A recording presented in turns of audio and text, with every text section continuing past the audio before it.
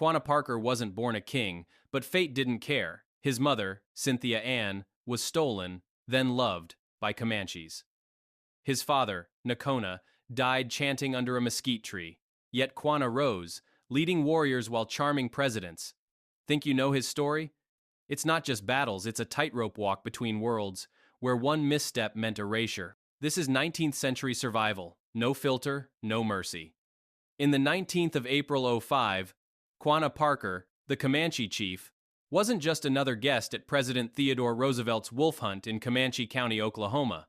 He was the star, handpicked by the president himself. Tom Wagner and Burke Burnett, cattle barons with egos as big as their ranches, organized the spectacle, but Quanah's presence turned it into something else, a living bridge between worlds. At 60, tall and unbent, Quanah wasn't just a warrior turned diplomat. He was a storyteller who could make a campfire feel like a courtroom. Picture a man who'd seen his people's world collapse, now riding alongside the leader of the nation that did the collapsing. That's not irony. It's history's cruel smirk. Quanah stood out like a signal fire on the prairie. At 60, he carried himself with the precision of an arrow, his frame unbowed by decades of war and loss.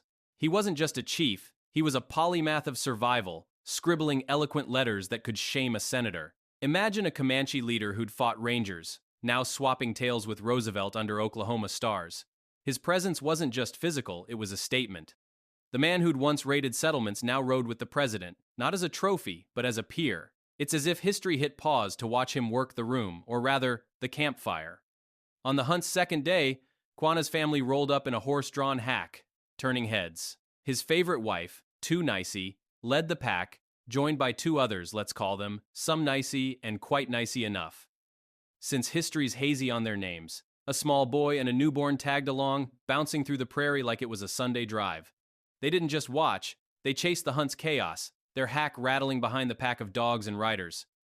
Imagine the scene, Roosevelt, cowboys, and Quanah's wives, all tearing after wolves like it was the Wild West's version of a reality show. The family's enthusiasm wasn't decorum, it was electric. The hunt's real magic happened after sunset, around a roaring campfire. Cowboys, ranchers, and Roosevelt himself gathered, but Quanah held court. He wove stories of his father Nakona's raids, his mother Cynthia Ann's capture, and his own battles against a world that wanted the Comanche erased. His voice carried the weight of tradition, each tale a thread connecting past to present. Picture a Netflix special, but instead of a narrator, it's Quanah, his words cutting through the night like a blade. The group wasn't just entertained, they were spellbound, hearing history from a man who'd lived it. Those evenings weren't just storytelling sessions, they were a collision of cultures. Quanah, the son of a white captive and a Comanche chief, spoke of his people's pride and pain while Roosevelt listened, a president enamored with the frontier's raw edge.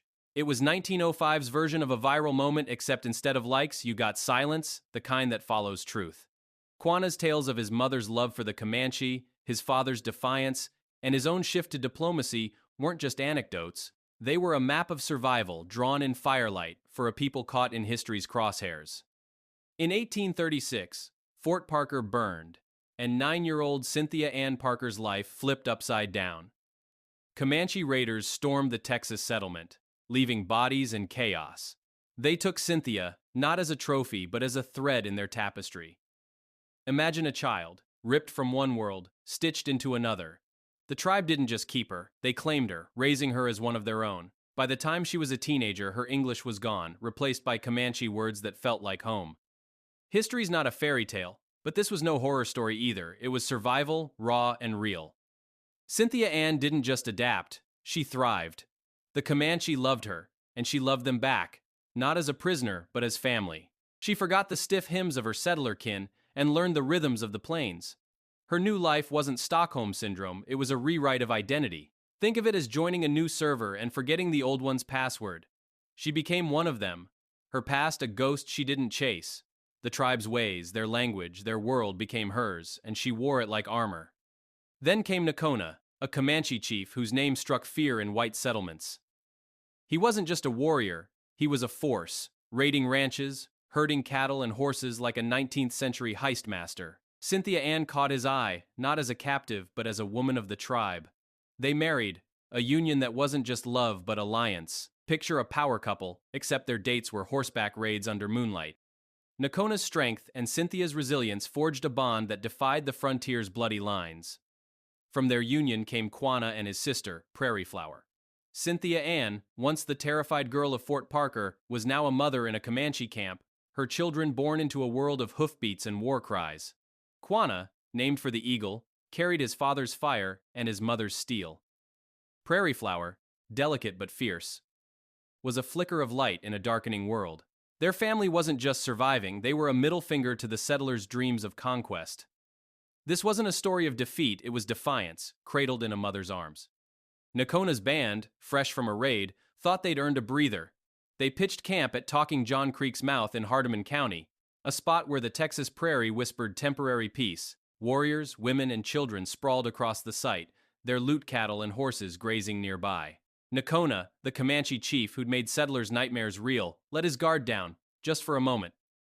Imagine thinking you've outrun the storm, only to hear thunder. This wasn't a campsite. It was a stage for fate's next act, and the script was already written. Dawn broke, and so did the illusion of safety. Captain Saul Ross, a future governor with a knack for chaos, led 60 Texas Rangers in a blitz that hit like a flashbang. Hooves pounded, carbines cracked, and Nakona's camp erupted into pandemonium. There was no time to form ranks or grab weapons. Most warriors bolted, leaving behind squaws, children, and the spoils of their raid. Picture a heist crew caught mid-getaway, tires screeching, plans crumbling. Ross's men weren't just soldiers, they were a wrecking ball, and Nakona's world was the target. Nakona didn't flinch. Grabbing his rifle, he leaped onto his horse, charging after his scattering warriors like a coach trying to salvage a blown play. He shouted, waved, urged them to regroup, but the Rangers' onslaught was relentless.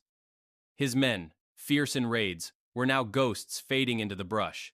Nakona saw it, their spirit broken, their formation shattered. It was like trying to herd cats during a fire alarm. The Comanche chief, who'd once outsmarted entire settlements, faced a truth sharper than any blade.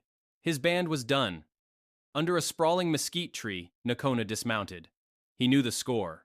The Rangers were closing in, their boots crunching the earth like a countdown. He sat, cross-legged, and began his death song, a low, steady chant that wasn't surrender but defiance. Imagine a rock star's final encore, knowing the stage is about to go dark. This wasn't fear, it was Nakona writing his own exit, a middle finger to capture. The song wove his life raids, victories, Cynthia Ann into a melody that dared the world to forget him. Then a shift. Nakona's chant stopped. Maybe he saw the Ranger's eyes, calculating capture, not death. Imprisonment? A noose? Not for him.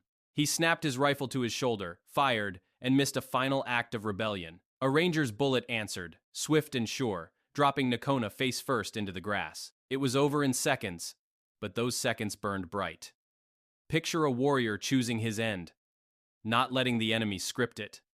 Nakona fell as he lived, fighting, unbowed. They buried him where he lay, the prairie claiming its own. Nakona's death wasn't just a body in the dirt, it was the end of an era. His camp, once a hub of Comanche power, was now a graveyard of plans. The Rangers rounded up what was left, horses, cattle, dreams. Cynthia Ann and her children, Quanah and Prairie Flower, were still in the camp, their futures rewritten by that morning's chaos. It's like a season finale where the hero falls, and the survivors inherit the fight. Nakona's death song echoed, a challenge to his son, carry on or fade. The Rangers' raid at Talking John Creek didn't just kill Nakona, it shattered his family. Cynthia Ann Parker, once a settler's daughter, now a Comanche through and through, was dragged back to the white world with her children, Quanah and Prairie Flower. She spoke Comanche, thought Comanche, lived Comanche. To her, the settler's world was a foreign planet, all stiff corsets and alien tongues. Imagine being yanked from your home and told it's not yours anymore. Her captors saw her as a rescued kin. She saw them as jailers, stealing her freedom. Cynthia Ann's return to civilization was no homecoming. She pined for the plains, the rhythm of camp life, the people who'd made her one of their own. The white world's rules choked her like dust in a storm. Prairie Flower, her delicate daughter, fared worse. Homesick and frail, the girl withered. Her spirit tied to a world she couldn't reclaim. She died soon after, a quiet casualty of a war that didn't need bullets. Picture a child fading like a signal lost in static, leaving Cynthia Ann to mourn alone, her heart still on the prairie. Quanah, though, was different. Sent back to his father's people, he carried Nakona's fire and Cynthia Ann's steel. As a boy, he was already a chief by blood, but he didn't just inherit a title, he forged a legend. By his 20s, he led the Comanche, not through raids but through cunning. The old ways were dying, and Quanah saw it. He wasn't about to let his people vanish into history's delete bin. Think of him as a CEO pivoting a failing startup, except the stakes were survival, not stock prices. Unlike Nakona, who'd struck fear into settlers, Quanah played a smarter game. He befriended the white world, not out of surrender but strategy.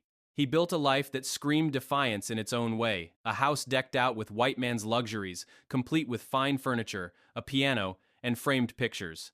Imagine a Comanche chief hosting dinner parties in a mansion. His past battles a shadow in the chandelier's glow. This wasn't assimilation. It was Quanah bending the world to his terms, a middle finger to erasure. His voice carried weight beyond the plains. Quanah spoke in white men's councils, his words sharp enough to cut through prejudice. A Texas City Quanah bore his name, a rare nod from a world that usually erased his kind. Yet, he never learned English, sticking to Comanche like a badge of pride. Picture a diplomat negotiating in a language his hosts couldn't touch, forcing them to meet him on his ground.